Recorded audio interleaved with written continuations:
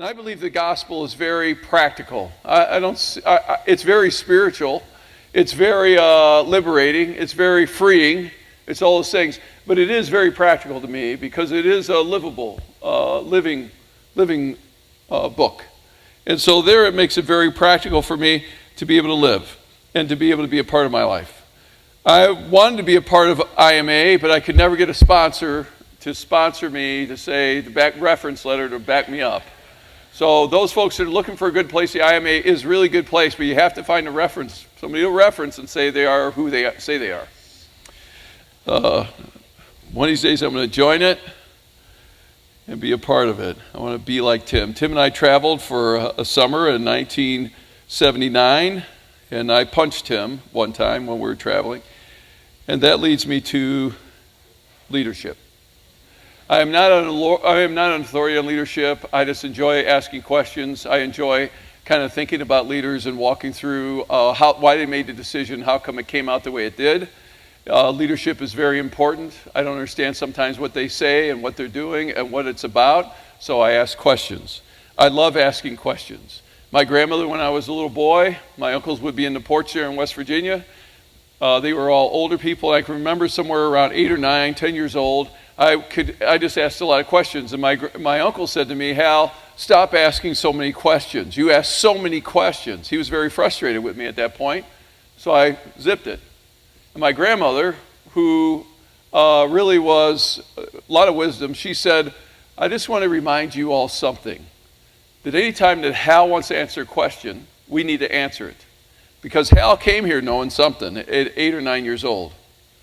When he leaves us, or when we die from this world, he's going to not only know what he knows, he's going to know what we know. He's going to be smarter than us.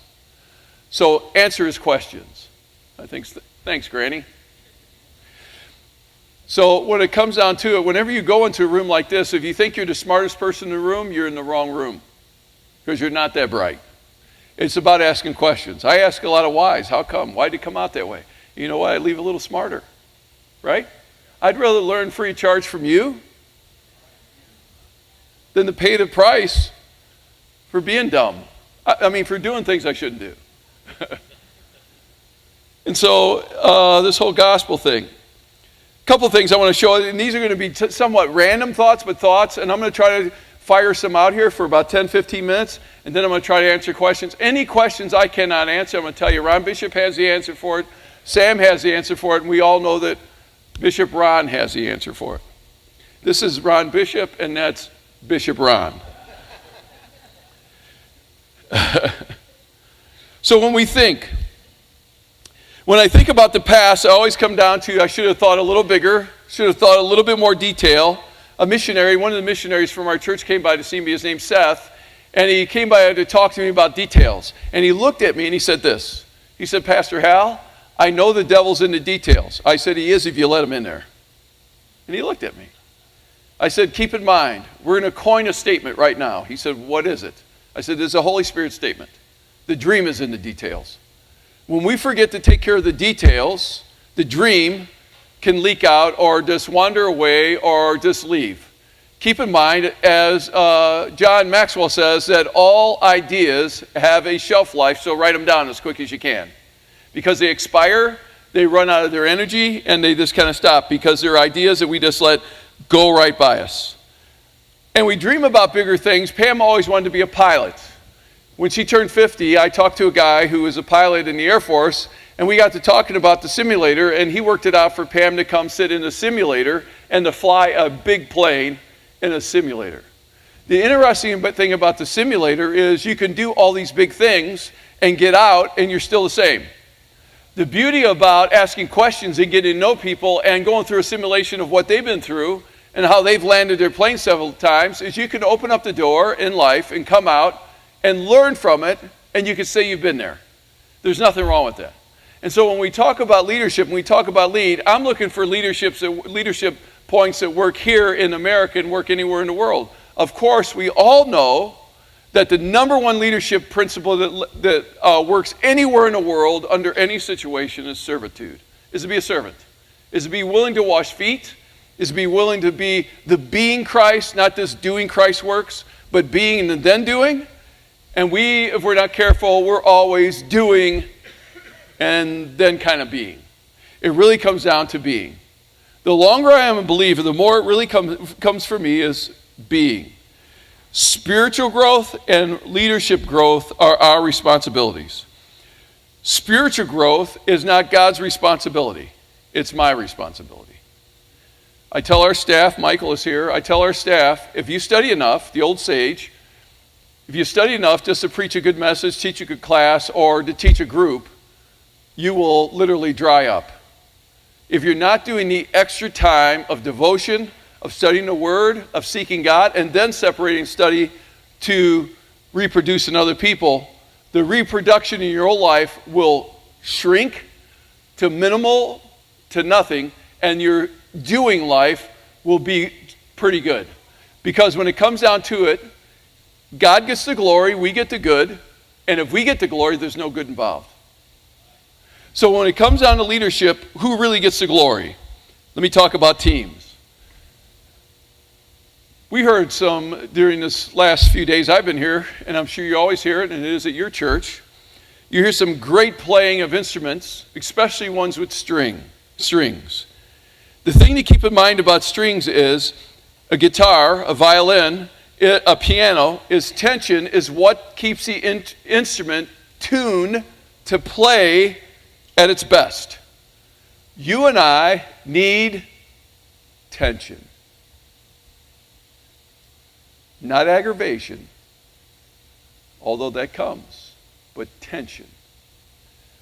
Leaders that learn how to deal with tension, their team will resolve that they're working together as one.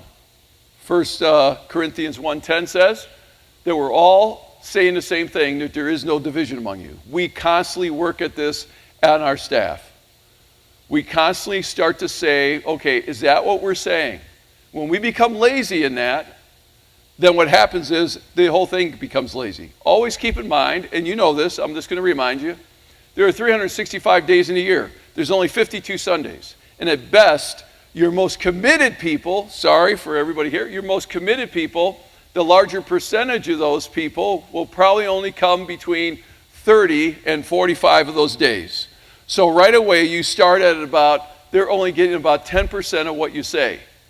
And if your staff, the people you work with, volunteer and paid, doesn't understand with clarity what's taking place, they will lose their tension or attention. Does you follow that? So when I think about staff, the person that I must resolve is the toughest person to lead. There is a guy in my church. I know this is going on the internet. I'm going to be careful not to use a name. There's a guy in my church. He is the toughest guy I've ever met to lead. Anybody have anybody like that in your place you're leading? You ever have this one guy? Nobody but me? I have this one guy. He is the toughest guy to lead. He's somewhat got a big personality. He has a servant's heart, but sometimes he thinks he's right all the time. Now do you have a guy like that in your church? Anybody? He becomes such a hard guy to lead that sometimes I would like to remove him from our church. You ever now meet that guy? That guy's name, this is on the internet, is Santos. The toughest person you will ever lead is yourself. To have people in your life to be honest with you. Sometimes my honesty with people is unsolicited, but I still sometimes share it with them.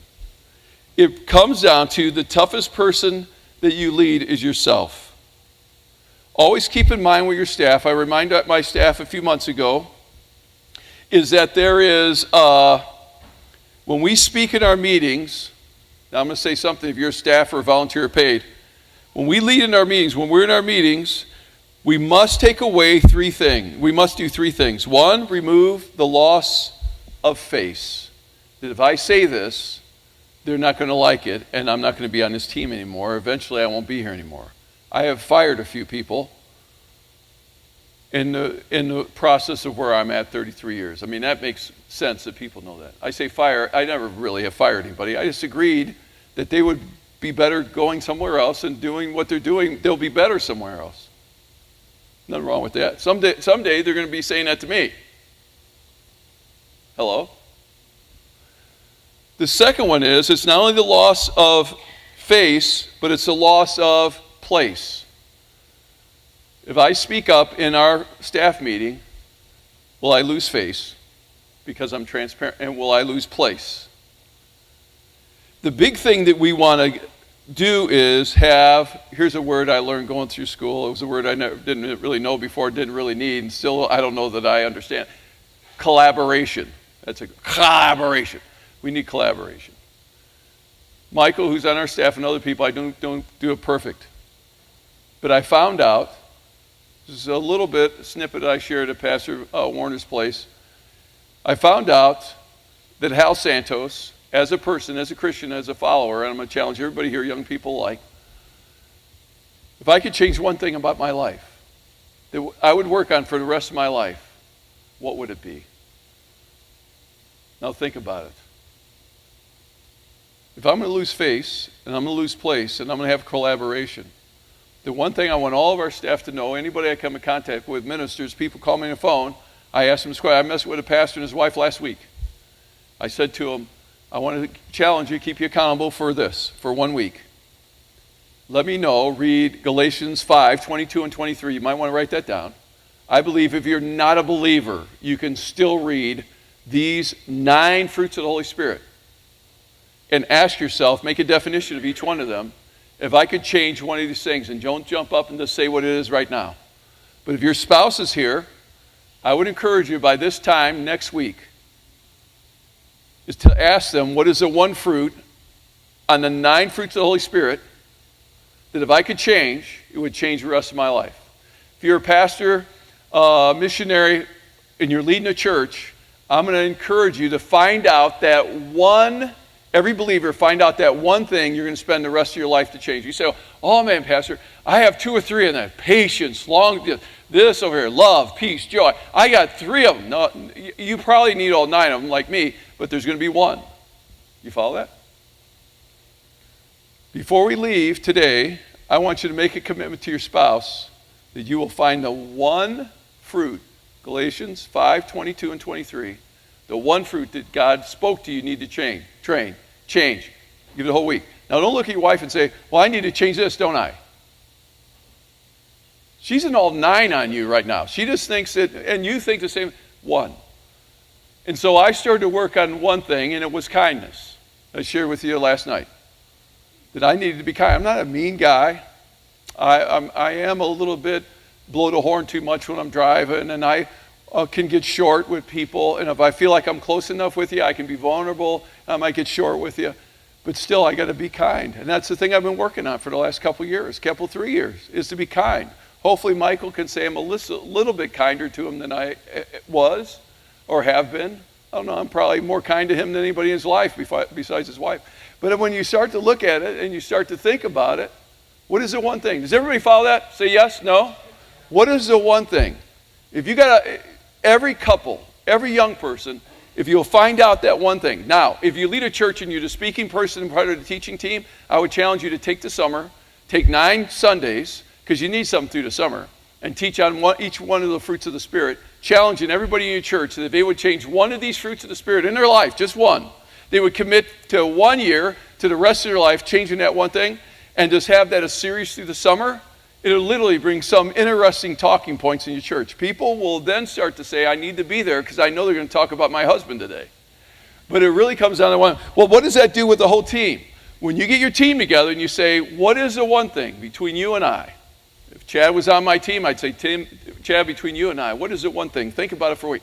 And something begins to change then, because it becomes a spiritual pruning that takes place in our life, and we start to work through it, walk through it.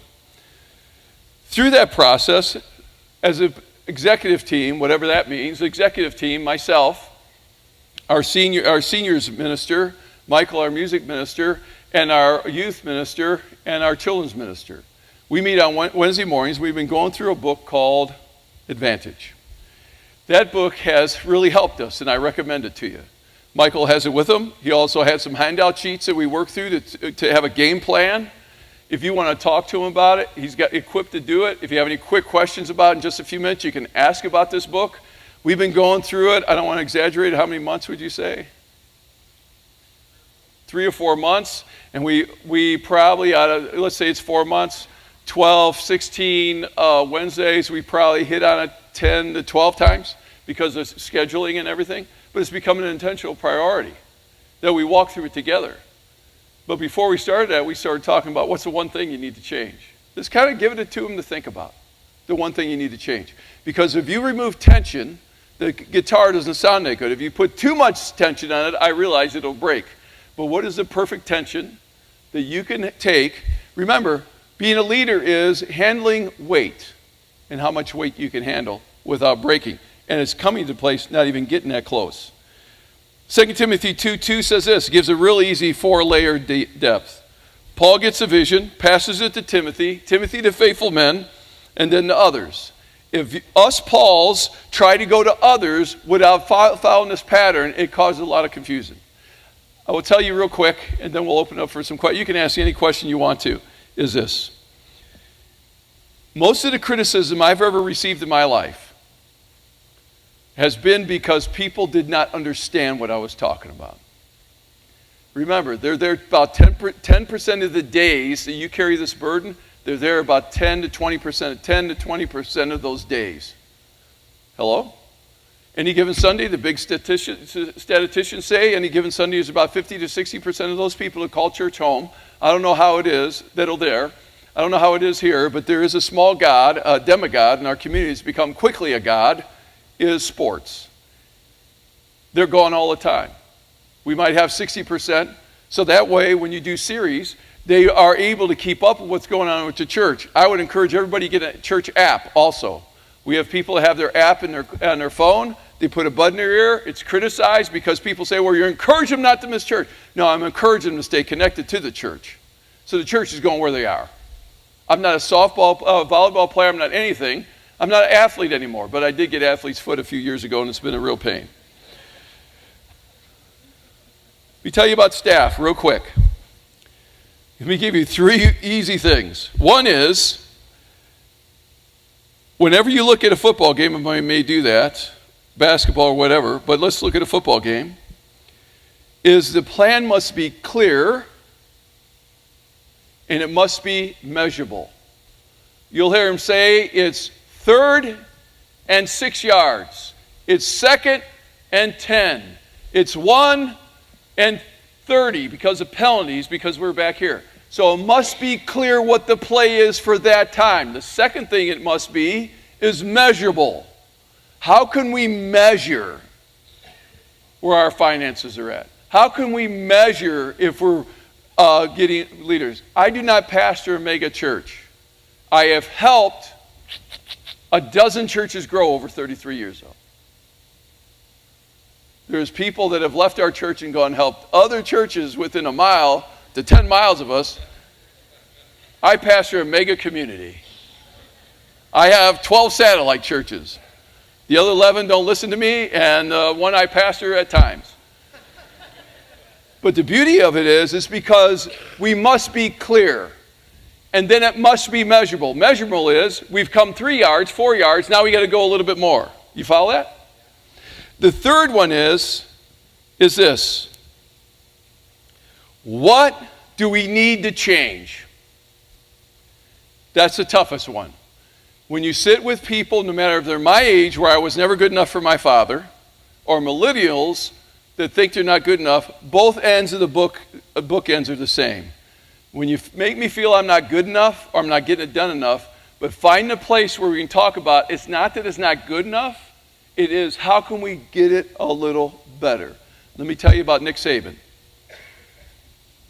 Nick Saban did 3 things in that game, in my opinion, in the national championship. 3. They weren't going very, very far in different areas. They weren't going very far. It's a great game. People would say it was boring, but me, it just seemed like who's going to win the battle of the wills. It was magnificent. So the thing that Nick Saban did after halftime, what did he do? Anybody know? Change quarterbacks. There was a lot of major things, as Colin Coward says, 8 major things have taken place. Guy taken to an ambulance. Did you see that? Another guy, a little skirmish broke up with a player and a coach. Guy got hurt over here. He started these different 8 things started to take place. In the midst of that, he stayed focused. Whether you agree with his coaching style or not, but he did something probably so different from him. Was it planned? Was it not? But it might have been so different. Here's one thing he did. Here's every leader does. Every leader in here does this. Every leader. One is recruit. We recruit. 2, well, first we strategize. We have a strategy. We all have a strategy. All those boards over there represent a strategy. I've eaten most of the candy, which I shouldn't because I'm trying to be on the Fat Happy Mama diet. Is that what it's called? Whatever it is. Skinny Mama diet. Okay. All I know is that Daddy gains more weight than Mama, that's for sure. I've eaten that candy and that candy. I've taken a few of those. That's a strategy. Candy's a strategy. The second thing is we all recruit. Nick Saban, every college coach, has a strategy, set it out all year. Planning, and work the plan. And then it is, for the strategy, then it is recruit people to join up and be a part of what you're doing. Recruit. We're going to recruit. Every time I come to church, I'm recruiting. I recruit 365 days out of the year. It's a sin. So now I've backed off to about 300 days out of the year I recruit. And I'm trying to teach our team how to recruit. They recruit. The third thing that we missed that Nick Saban did, in my listening, in my opinion, and I agree with other people, their opinion, but this is the third thing he did. He adjusted at halftime. The problem with us sometimes as leaders is it's hard for us to swallow our pride and adjust to win it all. He did nothing criminal, nothing sinful, nothing whatever. He did a very smart thing as a leader. He adjusted for the best of the whole team and his future. He did the best. It was amazing. He recruited all those players along with his team. He recruited them. He had a strategy, and then he adjusted. When you adjust, things begin to happen. You got to think on your feet. You got to be able to do it when the heat's on. You got to do it when the tension's on. Because if he would have left the tension in the first half going, he might have broke the strings that was on that guitar to play. He didn't loosen up the strings. He tightened them up by bringing a guy they really didn't know that came on there, and thank God it was a Christian guy. Did you say, I got to stop first and say, thank you, Jesus? Give him the love, man. Give him the love. Write him a contract. Put him with the Browns. They need him. Side note, what was really funny is when he pops off his helmet, he goes over there. I'm 61, so everybody looks younger. He looked like he was 12. What a brilliant guy this kid was. But when it comes down to it, he adjusted. My question to you before we open up, what is adjustment? I was sitting on a plane next to these 2 very intelligent ladies that were across the aisle. I asked them what they did. I will not mention the one business the lady shared that she did. It's a great business. All of us would know it, but I don't know. I didn't ask permission to share her name or where she worked, but the thought she gave me was this. I said, what you do is the same as what other people do. What makes a difference? She said, sir, I'm the national advertiser. I'm the national person. I fly all over the country advertising this one business. And this business is almost just like ours. They're doing it real good. She said this. She said, always stay ahead of the trend. Don't resent the trend. Stay ahead of the trend. Let the trend go as far as it can, but don't give up what is consistent. If you'll stay consistent with your brand and change it as it needs, not to match the trend, but to stay ahead of the trend, when the trend goes down, you'll keep going forward. Church, I've been involved with the pastor ministry for probably 40 years. A lot of you have been in there longer. How many times we dropped everything to go with a trend? He says, stay consistent. You're smart if you stay ahead of it and change. Hopefully that makes some sense. I looked at her, and she looked at me, and she said, what do you do? I said, I pastor a church. I said, you gave me some great wisdom right there. But when it comes down to it, are we willing to adjust? Are we keeping it clear? Are we keeping it measurable? And when it comes time to make change, we've all strategized, we all recruited, are we willing to adjust? And when we adjust, don't just follow the trend. About 8 months ago, 6 months ago, there was a kid sitting in the front row of my church. When I'm preaching, he's going like this. You ever see those spinners? He's in the spit row when I'm preaching. I went up to him after church. I said, what do you have? He said, I have a spinner. The next week, he brought me one. The next week, he'd go to the mall. They were $20. What a trend. What a trend. Now you can go get them for 99 cents. Now they'll give them to you for just showing up. Now they give them to whatever. Why? It was a trend. It dropped real quick. You follow that? So don't get caught up in the spinners. Just get caught up. The person needs something. Here it is. More unique. That's where it's going to be a tough language at your church. More unique to get focused on. What is it that we're causing uniqueness in everybody else? Anybody have any questions? Anyone got any questions for Mike about the book? I don't have all the answers, but I love debates. I'll give you one thing to look up if you'd like. I would encourage you to Google this. It's a long thing. It's called this: 5 signs your church might be heading towards progressive Christianity. It's worth a read. 5 signs your church might be heading towards progressive Christianity. Just throwing it out there. Anybody? Yes, sir. I don't have all the answers. Michael does. What makes Santos a great recruiter? What makes me a recruiter, Michael? Loud. You got to be loud. Here comes the guy with the hairdo. Okay, I will say this. And be honest. You're not going to hurt me. I'll preface it with this. He is very good about, in staff meetings, telling us that we don't have to be him. He knows where our personality is, and he knows where his personality is. And so I think one of his strengths is he knows he can approach people in ways that we can't. See, he has, take this the right way, no inhibitions, right? You're not going to lose face or place. Okay. Like he said, he's sitting on the plane next to the person, and a lady across from him is doing work. He'll approach her without thinking twice about it. Me, my personality, I would think 3 times about it before I did that, right? Now, on the flip side, though, as he approaches them and he immediately makes that connection, then he's very quick to hand it off to us. Now, my personality is, when he hands it off to me, I can run with it and get through the details in no time flat. And you'll see that person on the team quickly. So, whereas he is very quick, he can approach people, and he's just, he has a way of breaking down someone's wall and getting them to talk to him. Does that make sense? And that personality trait in him, just, I have seen him in a crowd, in the community.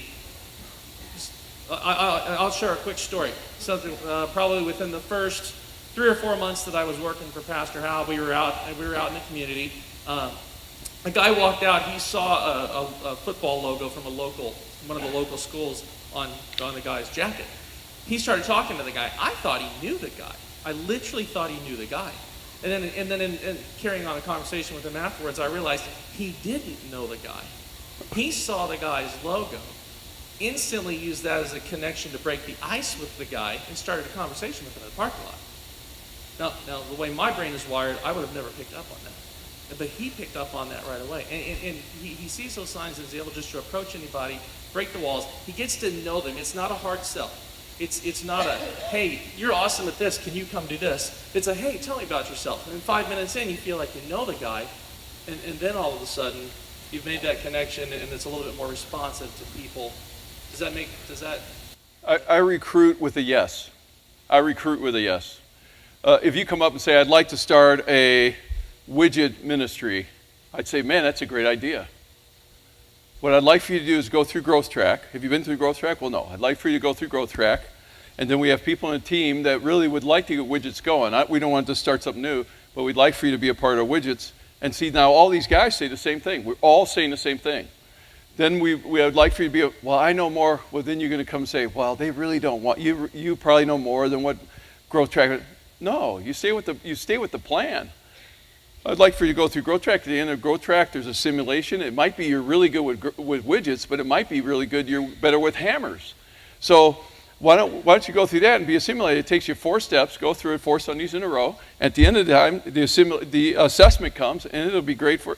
And then you're all of a sudden you're comfortable with it that there's been a lot of thought involved, and his ability maybe to know the Bible maybe more than I do, probably does, is to be able to say, we're all in this thing together. Now, there are some people that the staff, we discuss every once in a while, probably more, we should discuss it more, things that I shouldn't discuss with people. I can find out a lot about you real quick. And so there's sometimes in your community, it's better they don't meet me. It's better they don't meet you. It really is. It's better they meet Tom over here that works in the mill over there, that they see that I'm the guy. We're the paid hit people. Does that make sense? But when it comes to recruiting for ministry, if you have an idea, and then we watch. Witnessing is another thing. If I see something on you, I'll start to talk to you. Like I'll say to him, we'll be standing in a restaurant, and anybody can do this. Don't be afraid of yourself. Don't be afraid to get punched. Don't aggravate anybody. And I'd say to him, I'm 61. If my life depended on it, I could not grow a beard like that. Where did you get that beard? You lost your hair? See, he jumps right into the conversation. It's the most fun thing. There's been times when I say that to people and they look at me like I'm an idiot or something. What was really neat is I said to a guy, I said, your beard is really great, your beard. And he just stares at me. And his wife comes over and says, my husband's deaf. Hey, beard. And I walked away. But anyway, that's recruiting. Is you just find something they like. And I always recruit in our church with a yes. If you start picking people apart that they can't do it, they will stop themselves. But here's the point. If we don't make how clear a yes is, we're just shooting yeses out there. We're yes people. We're not. We're saying this is what a yes looks like and keep explaining the yes. For instance, I had a couple come to me and say, we'd like to be over a life group. I said, how long have you been coming? About 3 months. And I said, have you been through Growth Track? No. Okay, go through Growth Track. Gave me the same talk. I said, but I'm going to get to know you. No lose every moment. So they're getting to know them. We're getting to know them. We talk about it in staff. And so when that's not going to happen right now. But we're going to recruit them. We're going to train them. We're going to adjust. They may never be, but they could assist. Does that make sense? I lead with a yes. I say, yes looks like this. That's what I say. I'm not a yes man, but I am a yes man. What does a yes look like? And if somebody from the staff says, I got so-and-so coming, what does a yes look like? How well do you know them? We'll come together and say, hey, these family wants to do it. I'll say to them, how well do you know them? Well, I don't really. Okay, let's work on that they understand yes. Go on. Anybody else question? I'm sorry. I do have a question. You have a nice beard. Did you teach like your whole church as a whole on the attributes of, like you said, work on the one thing? Right. Yes, the whole church. You did teach it the whole church. I really think it's ingenious because not only are you getting them to work on it as individuals in their life, you're getting them to go out into the world as in a church in the whole working on those things. So you're really concentrating on it. Right. So I really like that. I was wondering, if you could even get together like on a national level and really work on it. And that's, we're talking about Light Your World. Right. So I just really thought that was really good, smart. Thank you. I just wanted to make sure that that's what you did. Thank you, sir. God's good.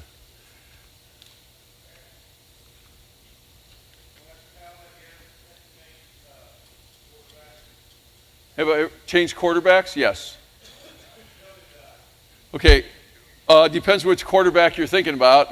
It hasn't been me yet. I'm still the coach. Is that we've had to change over the years, change who's the lead of something in the middle of it. For instance, if there's something, and I know this is going online, it's fine. I live by conviction, not by condemnation or guilt.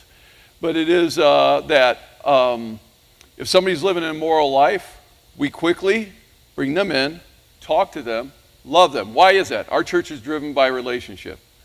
If you want, that's how we do it. And so I'm not saying that's the best way, that's how we do it. So it's driven by relationship.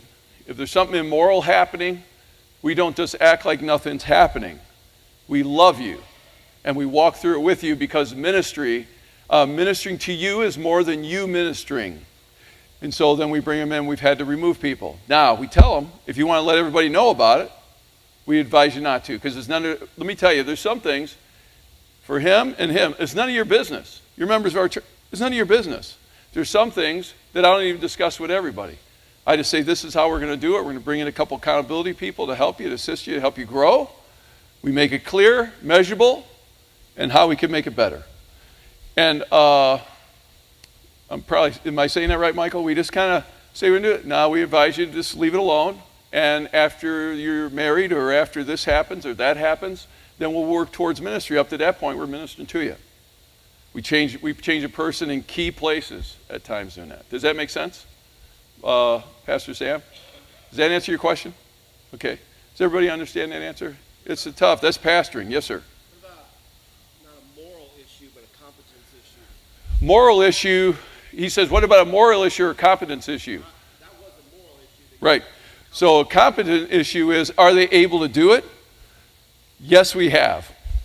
That's tough because we say to them, our goal is for everyone to be in the best fit, not just in a place. What happens to the body of Christ, we get a little panicky and we say that we're going to put you, we need somebody in the nursery. They're not capable for the nursery, but they're available. So we put them in there and we do an injustice to them, to the ministry, and to the person that should be in there. There's actually ministries we have stopped doing. We have just stopped doing one of the major ministries we do that draws 2,000 people. We just stopped this last year. We're not going to do it for a while. Will we ever do it? I'm going to say we're going to do something. It's going to take on a different form. That's the toughest thing because it affects the community, loves it. It was at Christmas. And it affects 300 people involved in our church. Well, that's great. But what can we do that will help that it become natural growth? So there are people that were incompetent. There are people, not the person who was over it was extremely incompetent, was extremely competent. He's a brilliant man. But we hit a plateau that we would have to multiply what we were doing, and it just plateaued. And when something plateaus, you got to stay with what's consistent, and the trend was for 10 years for us. So there's been people that we've put at the door, greeters, that were great people, but they're annoying. The person that put them in there didn't explain the yes. We did them an injustice. We got to man up and say, you're really not the best at being an usher or a greeter. How would you like to unlock the doors while no one's here?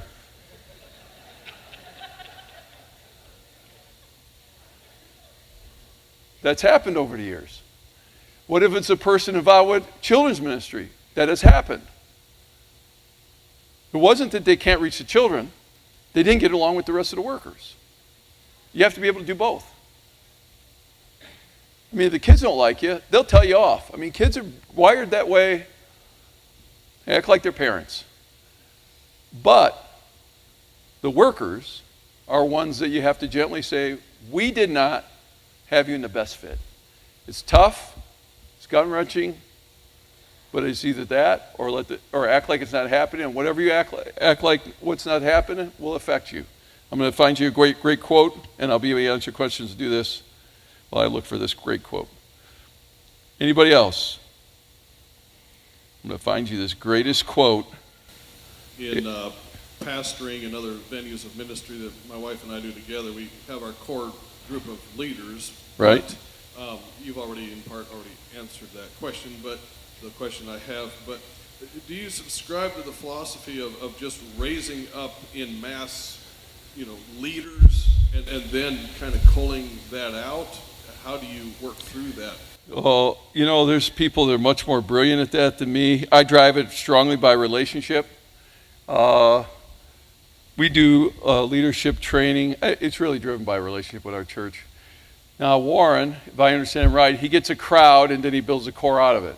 That's what I do on Sunday morning. We got the crowd. We look for the core that can come out of it. We basically do the same thing. If I understand your question, you'll have to help me. If I understand your question is that do we just get masses of people and try to figure out who the leaders are? That's what takes place on Sunday morning during service. The other thing is his responsibility, mine, and other people that are on staff, We actually have one girl that's on our staff page that doesn't get paid anything. She's been there before I came, and she is very good at what she does. And at this point, she hasn't been paid for the 33 years I've been there. But we actually believe the responsibility for us as leaders, as Paul says, no, those are labor among you. It's very really. Now there's two guys that came to me. They both started churches in the last 25 years. One did, and the other guy was repurposed in his church. And I spent one day a month with them for a year. And they would ask me, independently of each other, they would ask me, and this is very dangerous what I'm going to say, how do you build a growing church?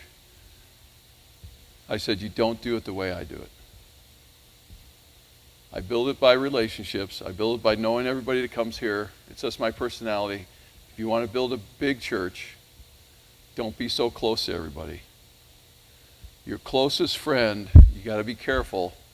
I lived to prove this wrong. Brother Mac was my pastor, and he would tell me, the closer you get to somebody, the easier it is to lose them, and they get their feelings hurt, and you can't keep up that kind of tension all the time. And I lived, pastoring my church, where I'm at, where I've been entrusted as steward, for about 28 years trying to prove him wrong. And it was right. All of us need a couple people in our life. We need a coach. The coach is our pastor, the person we call. I'm just going to go with 4 C's because that's the way all of us was raised at IBC with the vegetable soup. The coach. The second one, and it all equates to vulnerability. Vulnerability is the big thing. And so what happens when you get to be friends with people, you become very vulnerable. You say anything from up here, what he did last night in changing the whole service, what they were doing, he made himself vulnerable because he made a change. Well, I don't like the change. Nobody complained about it, but it happens every week. When you get up here to speak, you make yourself vulnerable. If I say something about Pam, I make her and I vulnerable. I do those things. I sometimes ask, sometimes I don't. But I know that there are things knowing her is not going to be a fact, that it's downing her, but it is really magnifying where I need to change. So keep vulnerability in mind. So I tell them, you're very vulnerable every time you do anything. Now, if you hang out with people in your church, and this is dangerous, but if you hang out with people, I hire only people I would hang out with, and I want it to come to my house at any time. They can call me at any time. They don't have to think I'm their best buddy in the world, but they're kind of people I'd be around. I'd be seen in public with them. I don't know about them with me, but I'd be seen in public with them, do the whole thing. So what happens is I tell people, the thing I learned is a person who's your best friend in the church, remember you're very vulnerable to them. So you need this coach, vulnerability. Coach, who's a pastor. You need a pastor. Everybody needs a pastor. And if you don't want a pastor, somebody to speak honestly to. The second thing is everybody needs coworkers. That's your only small group that you can be vulnerable with. I mean, with 5 other guys on Thursday mornings, we pray. Local pastors, you need to be accountable to a pastor locally that's a friend, but your pastor can live anywhere in the world that you really get vulnerable with. The third one is a coach, coworker, conversationalist. People you can have conversation with. I meet with 12 police chiefs and some police chiefs and some trainers. I don't say this, directors of trainers of police. I don't say this to brag. I would say that most of us here do not have a hard time witnessing to non-believers because we stay in a little world called this church. We could live on 11 acres. I live 3 miles from the church. I could live in a very boxed world. I'm not going to do that. I meet with those guys. They love me. I love them. They use language I don't use. So one guy came and put his hand on my shoulder and said, Pastor, does it bother you that we cuss? I said, no, it don't bother me to cuss. But I said, I do pray. I'm a passionate guy. I'd hate to drop a bomb when I'm preaching. Say something like, you know what I mean? Like Fuddrucker or something like that. Let's be honest. He said, and this is what he did. He put his hand on my shoulder. He said, if you said some of the words we said, you will scare the hell out of those people. I said, I can use hell because that's a Bible word. Now let's talk Bible. So you need a coach, you need conversation, co-workers, and then kind of conversationalists. I can be vulnerable with these guys. I take it to a limit, but I am vulnerable with them. I love those guys. I buried their family members. I marry them. And the fourth one we need is cohorts. Cohorts are people that are like, I haven't seen them in a while, but we pick up where we're at. Tim Warner's very close. There's some guys I'm very close. I never say, talk about them. They're guys I talk to. Does that make sense? I hope that answers your question. A short question, long answers, Brother David used to always say. Oh, I'm sorry. This is a guy I call to ask for answers. He's going to ask a question for you guys to answer. Especially for you. A church is started, and the leadership is very autocratic, dictatorial somewhat in its style. The leader recognizes that there's a need to transition into a team model. Could you speak on your experience with that transition? Difficulties either with the staff adapting or even the leader himself adapting? The leader would have a hard time because the toughest thing with a staff, if you run any staff, if there's two other people, and I say that because any leader, leaders are disturbers. Let's just get it down. You can be real quiet. They're disturbers. If you're not disturbing somebody in a sweet way, kind way, you're not leading anybody. You're a disturber. I don't mean mean, all that kind of stuff. So then what will happen in a staff meeting with that is save face, save place is a scary thing with a dictator type guy. It's scary. It's scary. Michael and I, you can talk to him about anything. Michael and I talk about close the door. I have times where I just close the door with people on staff. We just close the door. Talk. Door opens. Nobody knows what you're talking about. It's none of their business. Was it mean? No, we just talk. The guy's 40-some years old. He owns his own home. He drives his own cars. He has children. He has parents. We talk. He's a man. So a guy who's a dictator has a very hard time with that because whatever he says goes. The first person that has to change is the hardest person to lead in the whole church, and that's that pastor. Does that make sense? So he needs to have some friends, some coworkers, some people he can have conversation with, some people that can talk to him. He needs his own coach that can come alongside him and say, your attitude is the one that needs to change. That's why I said last night, all of us need the 10% friend. The 10% friend is everybody tells us the truth 90%, but who's the people we respect that can tell us the 10%? If he doesn't have a 10% friend, that's 100% committed. My 12 friends on Tuesday mornings when we meet, there's a lot we talk about that I don't understand. I've learned to keep my mouth shut and listen. But here's what they become valuable to me. This is a friend to me. This is a friend. Two things, and I've experienced this. When you come to your worst press conference, will you come stand in the crowd and smile at me? That's my friend. The second thing is, if I'm your friend, I'll eat steak with you.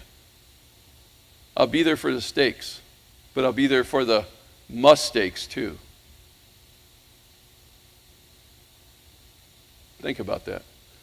I've seen people get in trouble and their friends scatter. He did this, he did that, he did the other. They scatter. So back to your dictator thing, is that if he's that way, somewhat a lot of people start out that way, to be honest with you. Because they started it, they cleaned all the toilets. That's the thing I had to get over.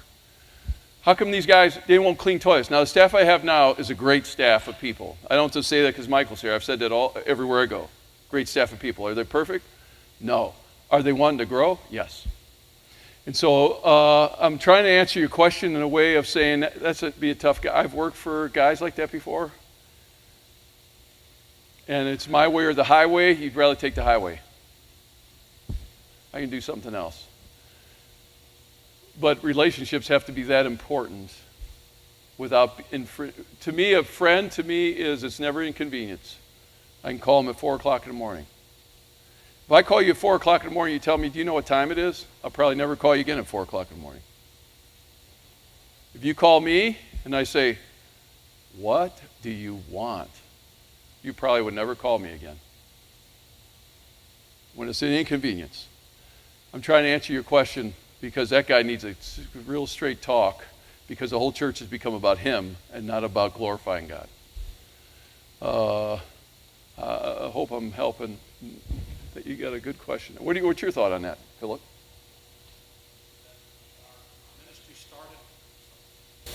Our ministry started autocratic, and I hired staff. Give a definition of autocratic. Basically, leading aggressively, assertively, Uh-huh. and my staff was hired that way. Yeah. And I believed in the team concept and Right. transitioning to the team concept. My elders found it very difficult. I had to replace some of them because they could not flow with the team concept, and some of my staff couldn't adapt.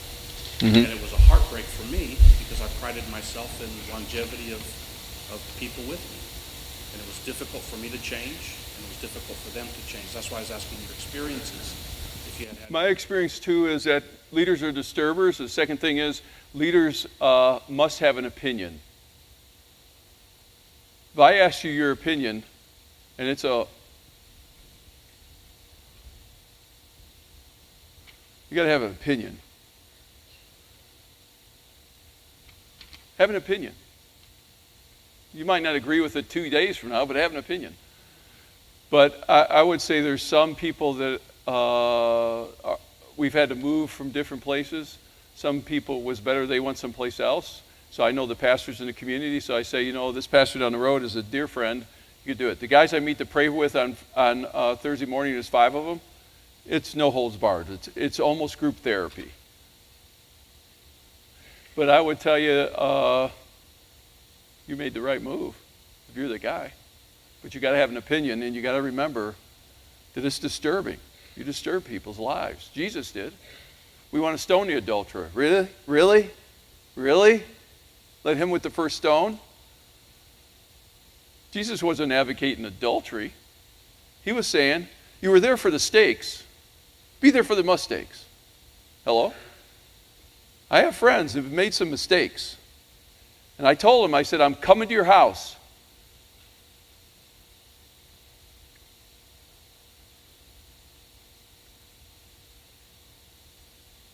And I'm ripping the door off your house. You better get your butt out of the house. And let's get it right. Because I'm coming to your house. Do you want me in your neighborhood? I will rip your door off if you lock it on me. We run from people who blow it. Then stay out of my life. Sounds mean, don't it? Because I need kindness. But it really comes down to that. What Philip is saying, if I hear you right, taking the lead, you're talking about yourself. You can't lead by everybody. If everybody says yes, then we'll do it. If somebody says no, then we're not going to do it, right? Somebody has to take the lead and say, this is where we're going.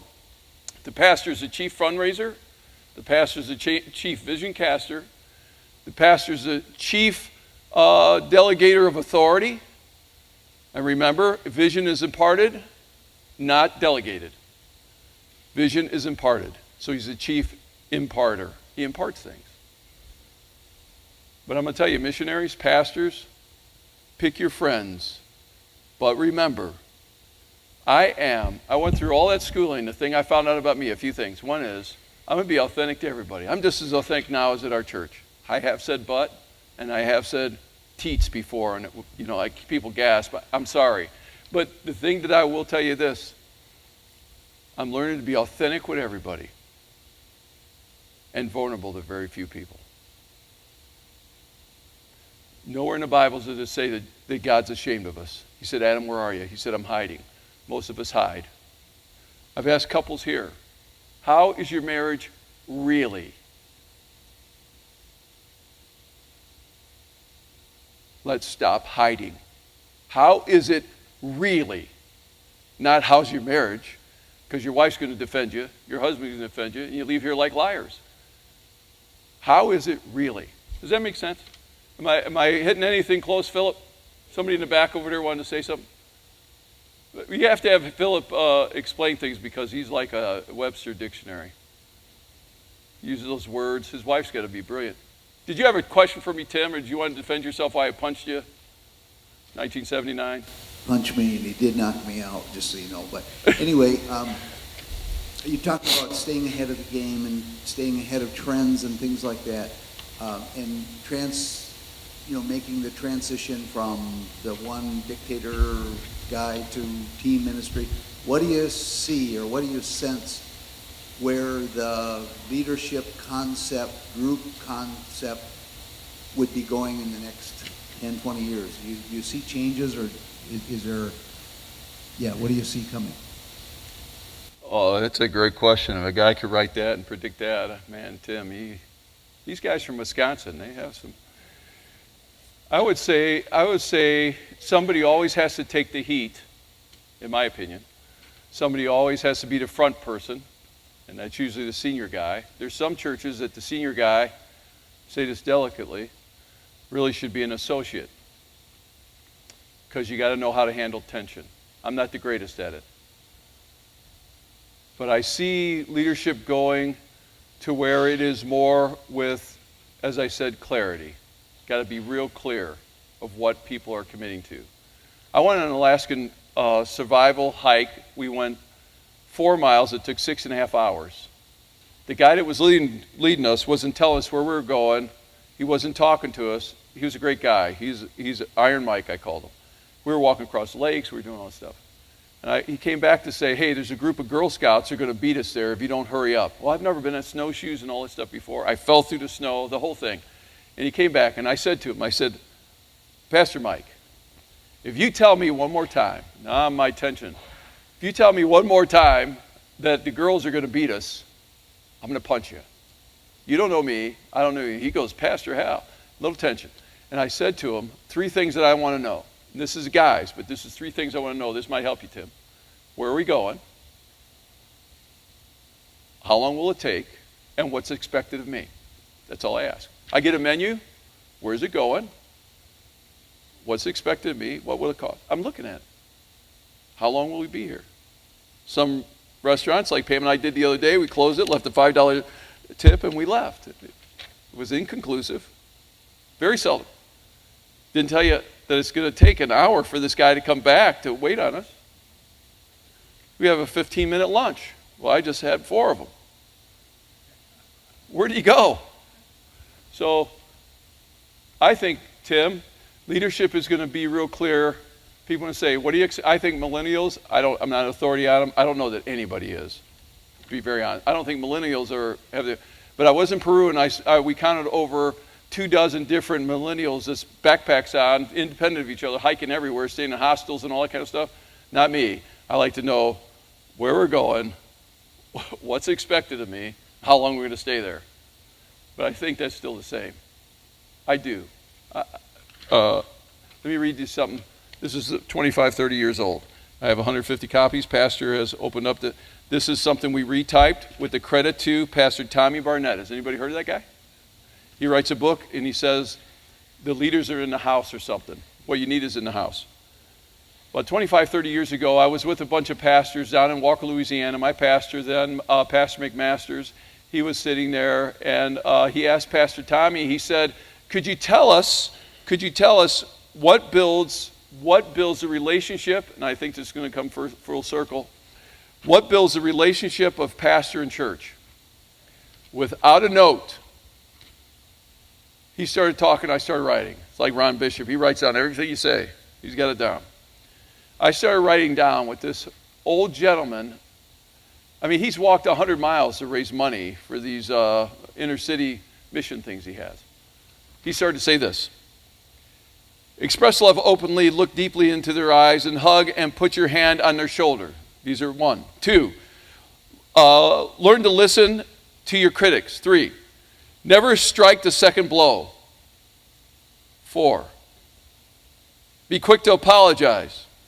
Now, this kind of, if you're going to be autocratic, you're going to be dictatorship. If you're going to, what's the future look? This was 25, 30 years ago. Sitting there with this old sage. I was like this, writing everything he said. Number 5, never show you're angry in public unless on purpose. Reward faithfulness openly. Give other people the credit when things are going well. Take responsibility when things are going poorly. I don't do that. It's Michael's fault. 8, learn to heal hurts when people are wounded. 9, walk slowly through the crowd. Look at one person at a time. So this is what I'm going to tell you about Pastor Tommy. I met him that day. 15 years later, I met him again. My hand to God. You ever hear people say that's an Italian statement? My hand to God. I met him 15 years later. he came up to me and he said, Hal, how you doing? I was with Bill Hybels. Him and I talk like we're old buddies. He said to me, how do you like the meal? It's good. Hey, how's your community doing? Hal, it's doing great. I thought, man, this guy's a genius. I had a name tag on. But with Tom, there was no, with Tommy, Pastor Tommy, here's what he does. He talks to you, like I'm going to talk to Chad. He draws a circle around you. You can't train anybody this. If God didn't put it in you, it ain't in you. He draws a circle around you, and you think you're the only human being in the world. I've tried that, but my mind spins, and I see Tom over here leaning on, so I'm trying. Walk slowly through God. 10, let other people save face. We talk about this. Everybody wants to leave something and save face. So the quicker you release them, the less face they got to save. If they got to save, they're beating your face up. So you just save face. Always befriend the little people. Make all the friends that you can on the way up because you will need them on the way down. 13, keep all the cards on the table. Be transparent. 14, learn and lead by example. 15, be predictable in your services. Always an altar call in your service. You tell me if all this is timeless or ageless or redundant and out of age. Keep a certain mystique about you. How you do that, I don't know. That's where I stopped him at 17. I said, how do you do that? I get in the way of me. 18, spend time with God, create, be continue renewed and stretched. 19, you must learn to identify with the people, learn to laugh at yourself. Father, thank you for our time together. We thank you for the blessing of the meal we're going to eat. We thank you for opportunities beyond us, and I thank you, God, I'm not the answer man. But I do have fun trying to come up with answers with people. Thank you for sincerity. Help us, God, to realize that our greatest critics are the people that don't understand what we're doing. And they've only been there 10% of the time I've been doing it. Let us not hold it against them. Let us say we're going to slow this down and explain as we go along.